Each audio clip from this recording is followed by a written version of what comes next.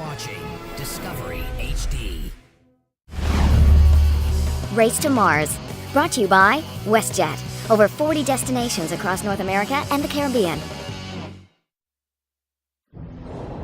We are go for Mars entry. Stand by. In 3, 2, 1. Drogue deployment. Aeroshell jettison. Main engines. 103%. 8,000 meters. This is not science fiction. Within this century, human beings will embark on a journey to Mars. C-minus 10 meters. Here. 4 down and locked. 4 meters. 3 meters. Contact. Life support telemetry is green.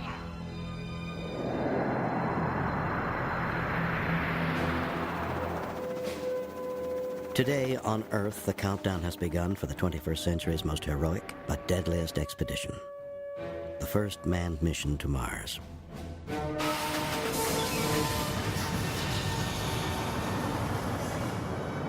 The journey will take a new class of spaceship, unparalleled ingenuity, and a new breed of astronaut. It is almost certain that people will die in the attempt to fulfill a burning dream, to explore worlds beyond Earth. It is an amazingly complex undertaking.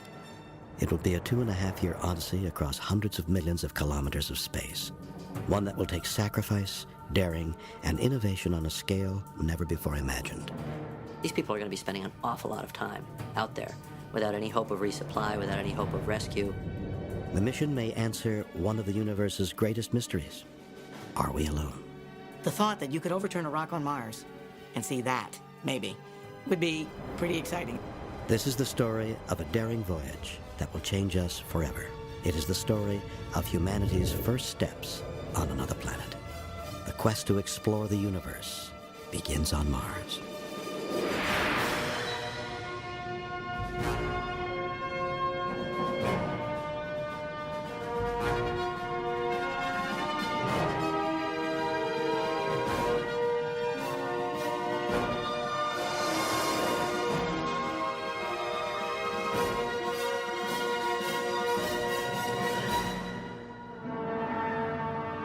The future human occupation of Mars is now within our reach.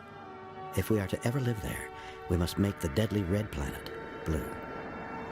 Plans to make this science fiction fantasy come true have already begun on Earth. Today I announce a new plan to explore space and extend... In January 2004, George W. Bush made a bold announcement. We will then be ready to take the next steps of space exploration. Human missions to Mars and to worlds beyond. President Bush stood up and said, we're doing this, guys. I'm using my power, my presidential power, to say we're doing this. And it had a powerful effect on NASA. It will be the greatest scientific undertaking in history. You ready? Engineers all over the world are already at work to get humanity to Mars. It will also be the most deadly expedition ever attempted. No spaceship in existence can make it to Mars, and the voyage home is even more risky. No one has designed a vessel that can escape the red planet's gravitational pull. The round-trip journey will take a year, and as long as another 1.5 years on the red planet's surface. No human being has ever survived that long in space. Cosmic radiation or equipment failure could kill the astronauts on the voyage, or violence after 6 months of stress. If they do make it to Mars, the poisonous atmosphere and cosmic radiation make chances of survival slim. And if anything goes wrong, there will be no rescue mission. Dr. James Garvin is NASA's chief scientist. Getting people to Mars will be bigger than any single leap in exploration people on this planet have ever taken. At its closest, Mars is 56 million kilometers away from Earth. Traveling to Mars with enough supplies to stay alive will be the greatest engineering feat in history. Mars is 1,500 to 2,000 times farther than the moon. The amount of stuff you need to go and come back to Mars is heavier than the International Space Station. We have yet to move anything that big. 11,000 liters of water, 20 metric tons of dehydrated and packaged food, In all, 520,000 kilos of supplies. No single rocket can handle so much mass. NASA now has a new, revolutionary plan. Step 1 is to launch as many as 10 rockets into Earth orbit. NASA has dubbed the rockets Ares. The launch vehicle is the key to being able to go do a Mars mission because we need much more mass if we're going to go to Mars. Ares 5 is NASA's version of an 18-wheeler, each designed to carry 130 metric tons from Earth into space. 1,200,000 kilos of solid fuel gets this monster rocket off the launch pad. Paul Delaney is a professor of physics and astronomy in Canada. Ares is going to be the pivotal element to get all the components into space in preparation for going to Mars. See, if Ares doesn't work well, then we're just not going to Mars. Step 2 is getting astronauts into Earth orbit. This is Ares 1. It is the booster for the astronauts' teardrop-shaped capsule called Orion. Orion takes the astronauts to space to coordinate the construction of the Mars craft. The length of a football field, it will take months for robots and humans to assemble it. With a target date to be completed before 2030, this will be the largest space vessel ever constructed. Once completed, Orion will dock to this huge interplanetary mothership, transferring the astronauts for their journey to Mars. Russia has its own competing design to counter NASA's Mars plan. Energia is Russia's version of Boeing, and they're about to unveil their own new manned space vehicle. They call it Clipper. The Russians hope to launch in 2018, and this prototype looks like a baby space shuttle complete with wings. Clipper has basic flight characteristics. It's just like a glider. Because it has wings, the landing will be similar to that of an ultralight. Like Orion, Clipper will carry cosmonauts into Earth orbit and dock with a Russian-built interplanetary spacecraft. Russia is designing a flight-worthy shuttle, and the United States is working on a teardrop-shaped capsule. Has a new space race begun? This time, the race to Mars?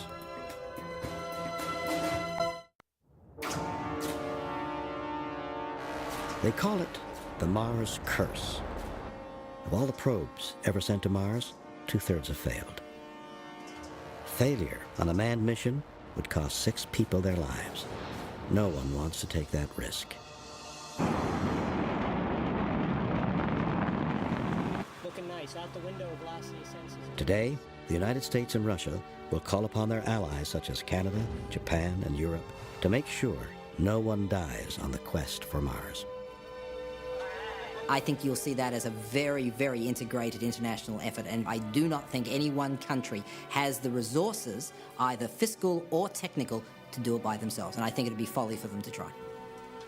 Not all Russian scientists agree. It is a very good thing that the race between the two space superpowers, Russia and the US, continues. It is the natural aspiration of people to be the first. After winning the space race to the moon, NASA soon lost interest. The last manned mission was in 1972. Now that's about to change. NASA's new manned vehicle Orion can be docked to a lunar module that will take astronauts to the moon. The astronauts will build a permanent moon habitat by 2025, a boot camp for the voyage to Mars. There you go. Beautiful, baby. But lunar training means nothing until scientists on Earth figure out the best time to go. It's unimaginably precise. It's probably the best analogy would be like threading a needle in the West Coast from the East Coast. Earth and Mars are circling the sun at different speeds in different orbits. The Mars craft will set course for a moving target traveling millions of kilometers.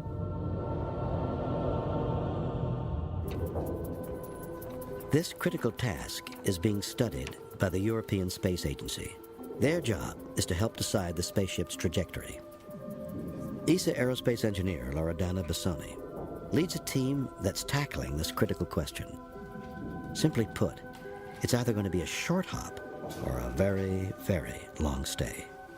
As we all know, trajectories are going to drive our whole mission because it's going to tell us how much time we're going to spend in space.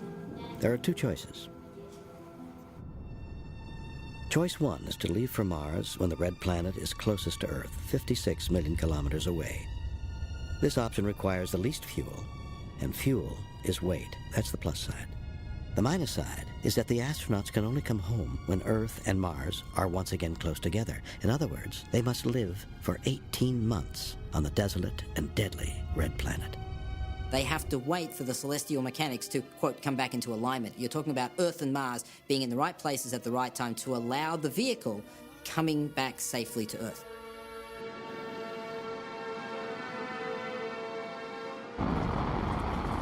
Then there's choice two, a short-stay mission. It's riskier. The spacecraft swings by Venus and uses the planet's gravity as a slingshot.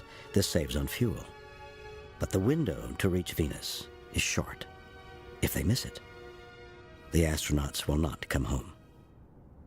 There's no tide to carry you back to Earth. The planets move too quickly. We don't have rockets big enough.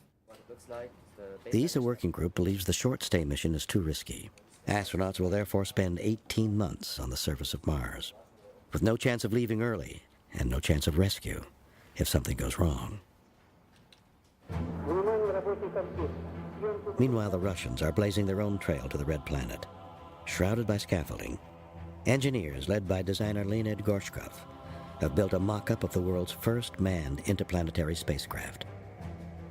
We've made it a long way towards the goal, and we are practically ready to start the production of the ships for the Martian expedition. After 40 years of trial and error building the Mir space station, the Russians have hands-on experience. The orbital stations are the predecessors of the Mars ship. The real spacecraft will be bigger, yet supporting structures, shafts, and the shape will be the same.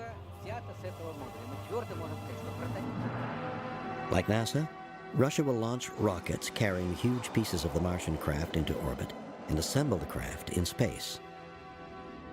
Massive amounts of food, equipment, and supplies will follow on other rocket launches. Then there's a new problem: building the technology to fire the vessel's rockets in space. 2, 1, and liftoff of Space Shuttle Discovery. The space shuttle is hurled out of the atmosphere and into orbit, all from the thrust of the initial launch. It doesn't fire its main engines once in space. It's been over 30 years since NASA last fired manned rockets outside of the Earth's atmosphere.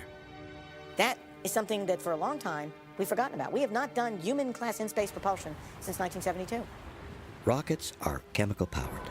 They require millions of pounds of fuel, and in space travel, weight is the enemy.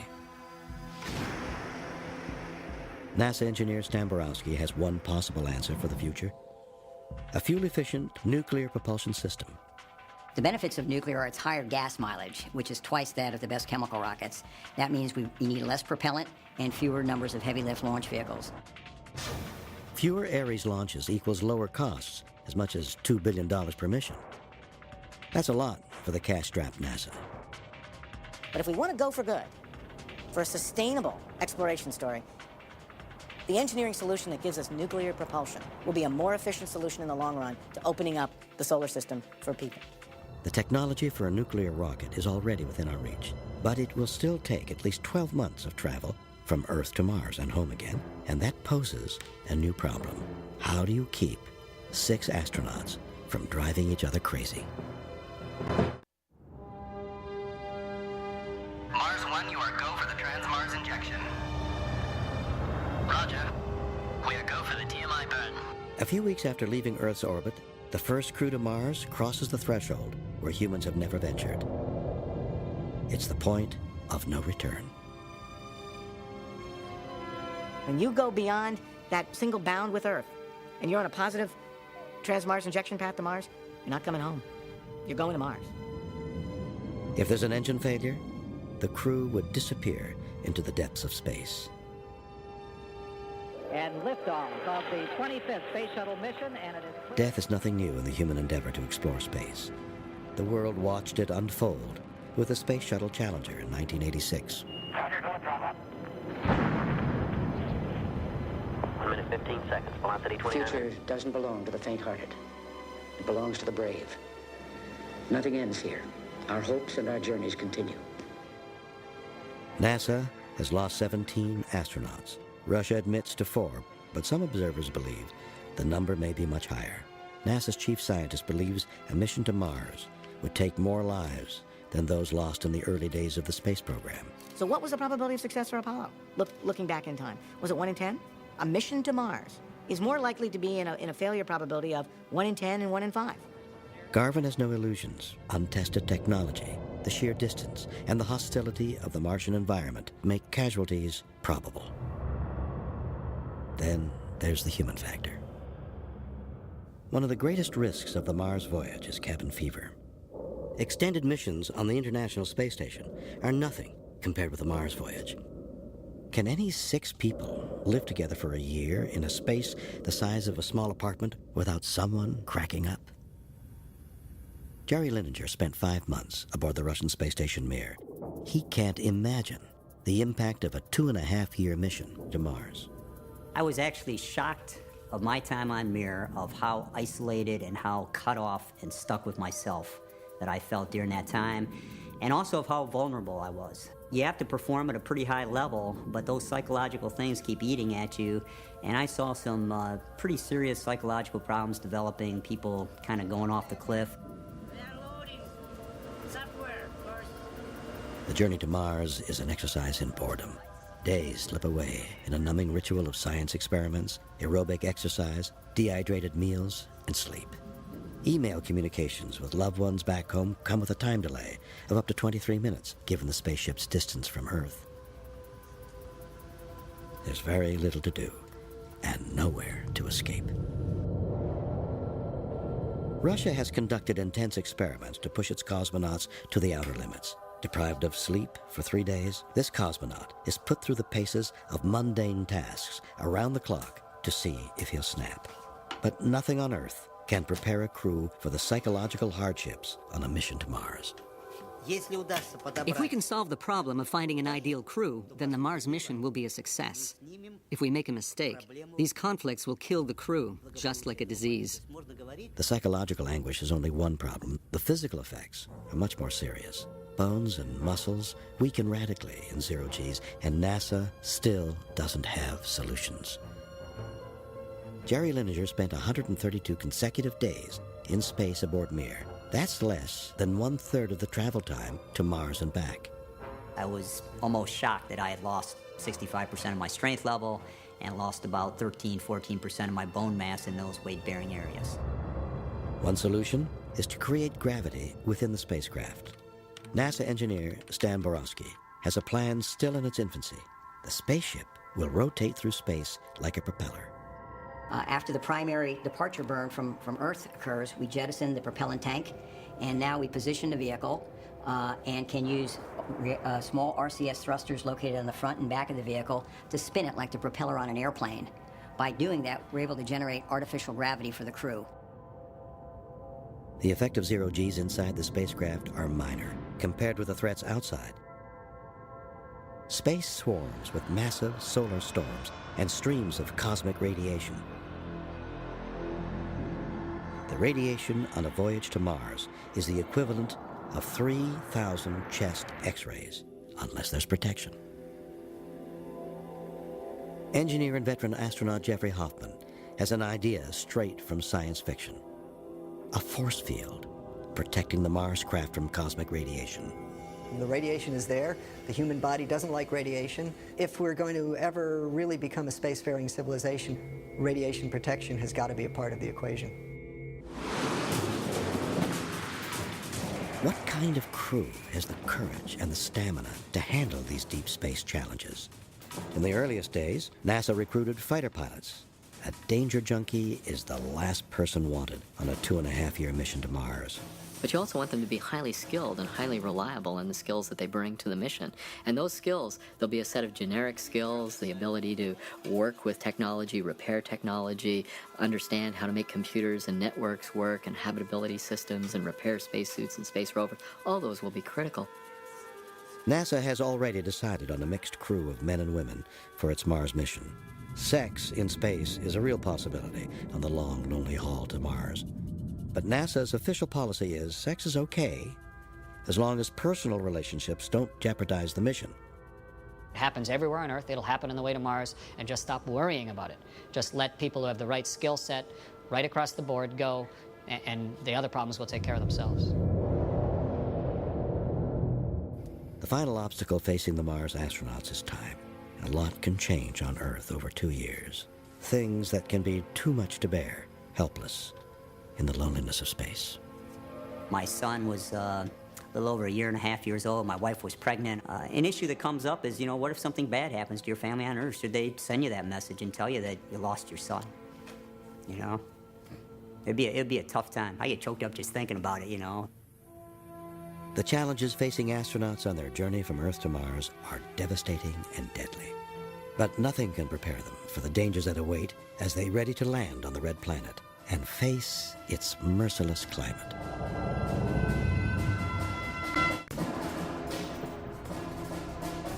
Mars is a planet of hostile extremes, unspeakably desolate, unbearably cold, swept by massive dust storms, ridden with craters and canyons.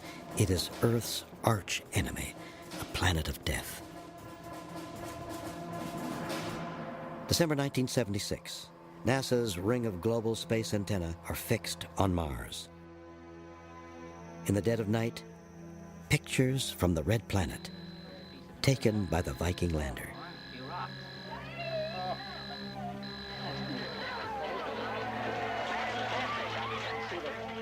Dr. James Garvin was an intern on the Mars Viking program. Now, he's NASA's chief scientist. Viking went with experiments designed to ask about modern extant life, microbial life. It looked, at the end of Viking, Mars looked like a polar, sterile desert. Despite its merciless environment, Mars and Earth share some similarities. The sun rises in the east, and a Mars day is just 40 minutes longer than that on Earth. But the planet has just over 1/3 of the gravity and an extremely thin atmosphere. The atmosphere on Mars is mostly carbon dioxide and is deadly. Near the equator is Valles Marineris, the largest canyon in our solar system. With walls 10 kilometers high, it's large enough to hold 100 Grand Canyons. To the north is an ancient volcano called Olympus Mons. Towering 35,000 meters, the summit is about 3 times higher than Mount Everest. The average temperature on Mars is about minus 60 degrees Celsius, and at night can plummet to minus 100 degrees. Relentless winds blow up dust clouds that create huge electrical fields, and the clouds themselves can engulf the entire planet for months on end. Monster-sized dust devils spiral 80 kilometers into the atmosphere. A manned space vehicle could never land in one of Mars' vicious dust storms. So on Earth, a couple of unconventional storm chasers helped NASA learn about what it might be like on the red planet. Steve, do you see the big red barn to the west? Yes, I do. That's the monster I wanted to catch. Oh, yeah. In Arizona, scientists Stephen Metzger and Brent Boss are racing headlong into terrestrial dust devils. Oh, yeah. This is worth the trip, right? On Earth, a good 20-meter wide dust devil that lasts for 20 minutes can fling several metric tons of dirt into the air. Mars is the same dry land as Earth, but Mars is one big desert, springing up dust devils all over the place all the time. Mars is renowned for dust storms, so you could have huge sandblasting activity flying around you. Whichever way you want to cut it, landing is going to be a challenge. The Mars astronauts may have to wait in orbit until the dust storms settle. Planetary cartographer Ruslan Kuzmin helped NASA find landing spots for its robotic missions to Mars. We have to be specific when choosing a landing site for humans. We must choose a site which is safe and is potentially suitable for future flights and landings. Our main tasks are to examine the water history and the possibility of life now and in the past. These criteria will determine the choice of the landing site. In 1976, the Viking mission found no evidence of life on Mars. But it's possible that Viking landed in the wrong place, like looking for a jungle in Arizona. The manned mission to Mars will land in an area where it appears that water once flowed. Water means potential life, and scientists already know just where to look. Mars also has presented us recently with evidence that liquid water has flown not just in the distant past or in the middle history of Mars, but also in very recent times. The Martian surface has, in many places, very discrete, finely incised gully system. For the human mission to Mars, where to land is critical, but not as critical as the landing itself. After a 6-month voyage, the spacecraft is finally orbiting Mars. Now the crew must snap out of intense boredom and into action. Psychologists fear that they will be suffering from a syndrome known as attention tunneling. Often in heavily automated systems, you can go from prolonged periods of boredom to moments of intense performance demand very rapidly. And you want to train people to deal with those transitions, those rapid transitions. The Mars landing module separates from the main vehicle, which will stay in orbit. The exhausted astronauts now face the most dangerous part of the entire mission, entering the atmosphere and getting the lander safely to the surface. Landing on Mars is hard because of many things. Number one, we have a large atmosphere, rarefied relative to home, to go through, with its own dynamics. When people, and even machines today, go to Mars, the last 50 to 100 kilometers are the most perilous. Once the descent begins, there is no turning back. In less than 6 minutes, the crew will either be safely on the surface or they will be dead. The landing module is protected by a heat shield that will help slow the lander to keep it from burning up. Adam Stelzner is an engineer with NASA's Jet Propulsion Laboratory in Pasadena, California. You're basically burning a hole through the sky on Mars, ionizing the atmosphere as you move through it, and punching a hole of burnt ionized gas. And that hot gas is looking constantly for methods of getting into cracks and burning the rest of the spacecraft up. After entry, the lander sheds its protective shell. Weighing up to 60 tons, the lander hurtles through the Martian atmosphere. 8,000 meters. NASA is experimenting with an inflatable heat shield to slow it down, so the astronauts don't burn up in the 3,000-degree heat of re-entry. We decelerate at higher altitudes where there's less density, but less air to be hitting, and so the heat generated is much less. And what this does for us, it allows us to land larger masses on the surface than we could ever put into a rigid aeroshell construction. We're picking up wind. Copy that. Switching it back up. Standing by for transmission.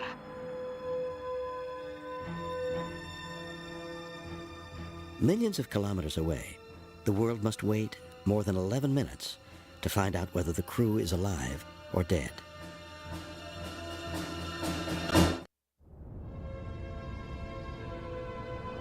Six months through space and 6 minutes burning through the Martian atmosphere, the lander touches down safely on the red planet.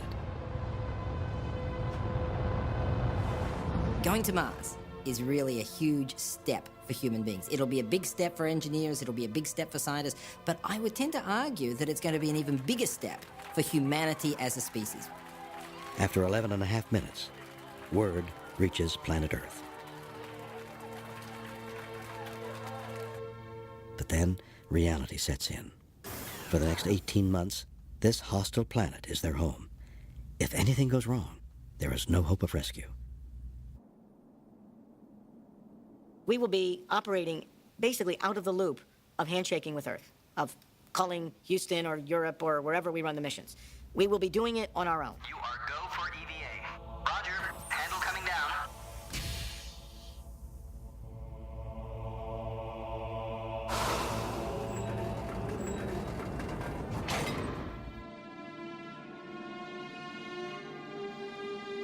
The first time humans set foot on the planet Mars, we will be living on 2 planets. It will be a significant moment in history. Months earlier, a series of cargo ships deployed food, water, supplies, Mars rovers, and living quarters. The astronauts' lives depend upon landing within a few hundred meters of the supply depot. If you don't land near that stuff, you're not coming home. You know, if you're 200 miles off course and you have no vehicle with you that can travel 200 miles over the surface of Mars, you're going to die. Their only hope of long-term survival is the Mars habitat, an interplanetary version of the motorhome. Only this camper protects against deadly solar radiation. It does amazing damage to the top surface layers of your skin. And if you get subjected to it often enough, of course, the penetration to more sensitive organs in your body chance increases.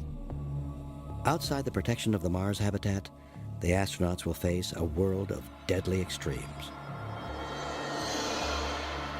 To work in a freezing, wind-blasted, poisonous atmosphere will require a space supersuit of unparalleled design. To adjust your chart racer. NASA has already begun field testing a prototype Martian suit in Arizona's Meteor Crater. One of our big challenges is mobility, flexibility, and what I would also group with that is weight, because there's a big trade-off between the two. This new suit currently weighs 95 kilograms. NASA hopes to cut that weight in half before the Mars mission. The spacesuit itself has its own life support system, its own thermal control unit, and enough mobility to get you around on the surface of Mars and protect you in this very hostile environment.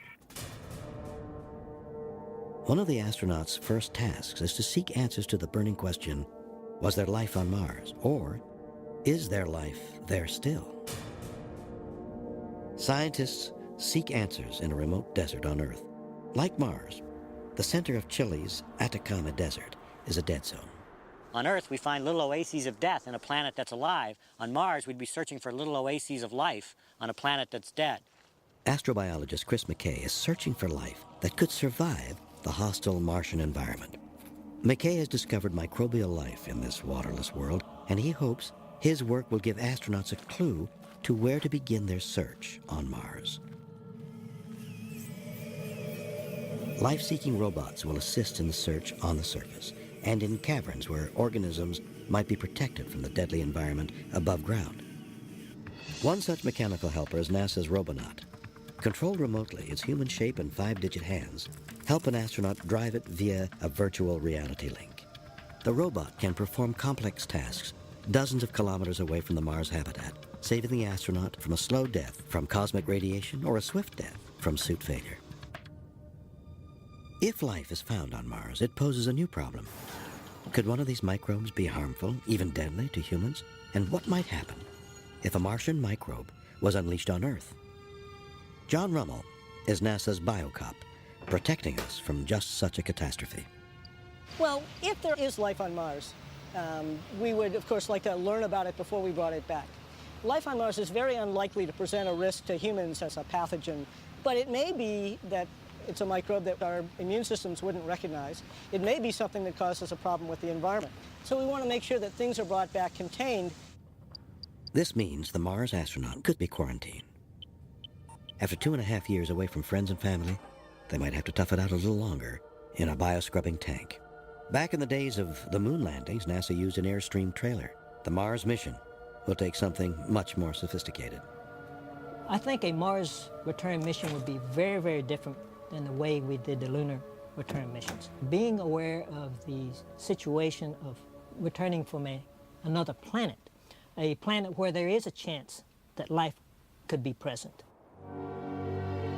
Meanwhile, high in the Canadian Arctic, NASA scientist Pascal Lee believes that if the Mars explorers seek life, they must follow the water.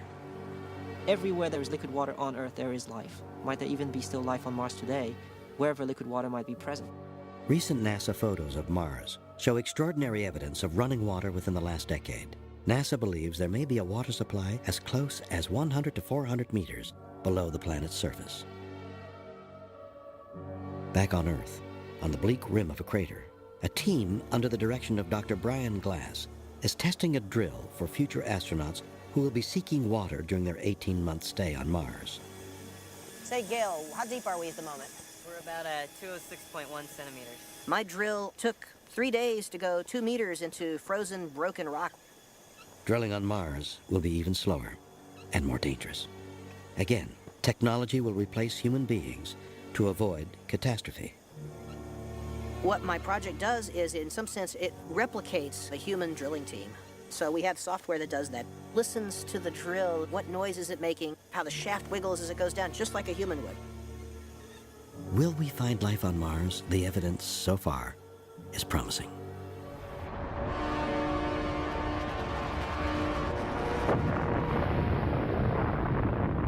"23 million years ago, a giant asteroid slammed into Devon Island in the Canadian Arctic. It created Houghton Crater with enough force to hurl rock into space leading scientists to theorize that debris from other planets might have likewise fallen to Earth. The breakthrough came in 1996. Scientists on an Antarctic expedition discovered a small meteor from Mars. Inside the rock were faint traces of what many believed was life. The debate continues over the microscopic evidence, but the discovery gave scientists a tantalizing clue to an extraterrestrial mystery.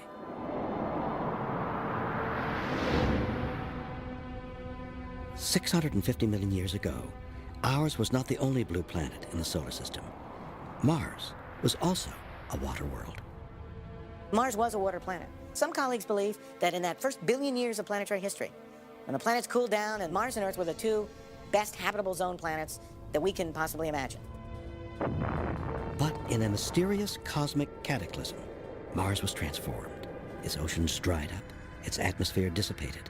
Debris from the Martian surface was scattered throughout the solar system. The discovery of the rock in the Antarctic left a burning question.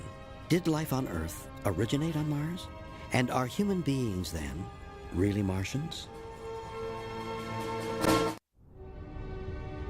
The challenge of sending humans to Mars is staggering.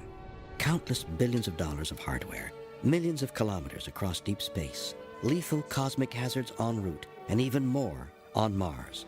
Fatalities are almost certain. Is it worth the risk? What's the return benefit?